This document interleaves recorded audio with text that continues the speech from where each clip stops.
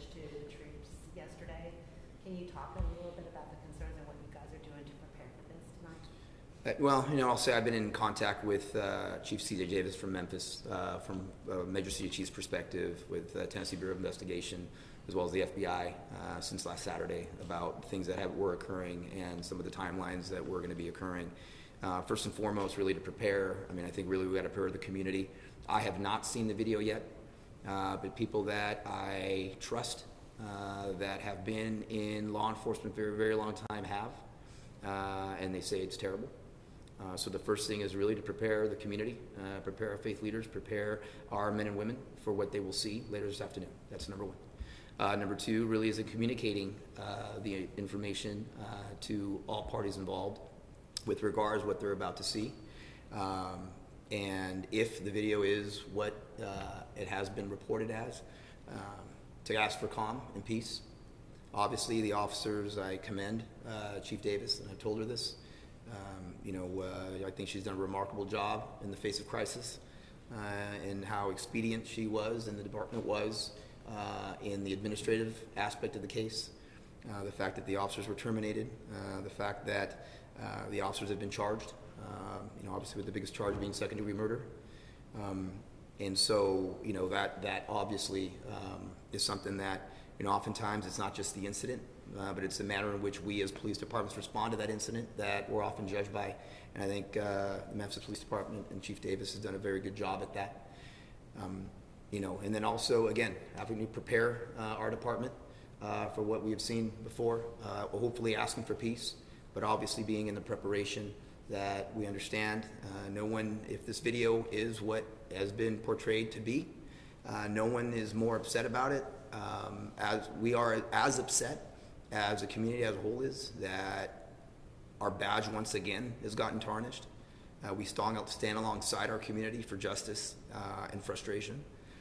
And I believe that we want people to have that opportunity to vent, but to do so peacefully.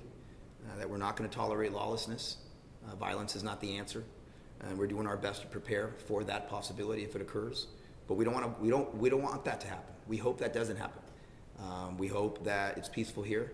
I've been in contact several times with my colleagues around the country and in Canada that are also preparing and messaging and doing very similar things that we've done here. And so, obviously I won't get into tactics or what we're doing to prepare, but we feel that we have done our due diligence with regards to ensure the safety of the city, and do what we can to ensure the safety of the city in the event that things go awry. What was the response from the faith leaders? Did they say they would stand alongside you and ask for calm as well? Well, I think I have, yes, I've gotten that sense also. I think the fact that, just being transparent, we're not, there's no sugarcoating this. Again, I have not seen the video yet.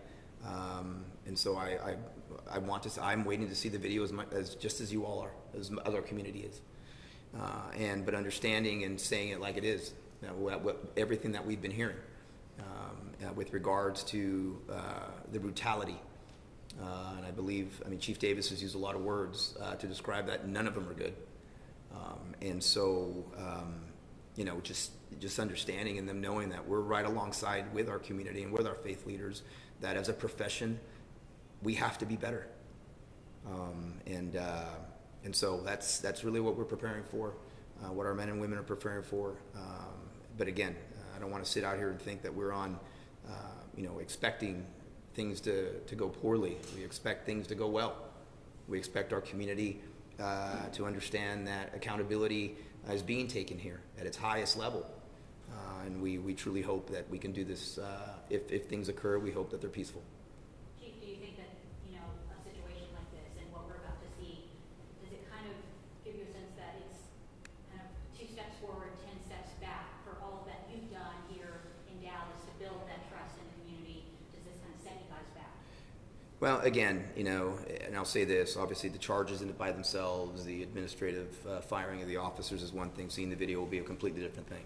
All those things put together, I will tell you, yes, it does take us all back. We often say this, and it's not cliche. What happens in one part of this country affects us all, which is why Major City Chiefs Association has been in such close contact all week about what can occur. Obviously, keeping in mind the intelligence and seeing where things can be happening, but certainly sets us all back. You know, we've done a lot in our community here in Dallas. We're out with our community constantly here in Dallas, but we know that we're going to have to continue to build on that and try even harder, you know, as well. We also stand by the honorable men and women of the Memphis Police Department that risk their lives every day that aren't indicative of those 5 individual officers. That's important to remember also, that community needs their law enforcement, needs their honorable men and women too. You know, I often say this, our communities want us to be just, and we will be. Our communities want us to be professional, and we strive to be, but they never want us to go away. I've been there, I've seen it, and we just have to continue to build on that. And so we won't stop. You know, this incident is not what's going to be the catalyst for us to continue our community outreach. We've done it before. We will do it again, and we will continue to strive to do that so that our community understands and recognizes that when we're right, we're right. But when we're wrong, we will hold ourselves accountable. And I think we have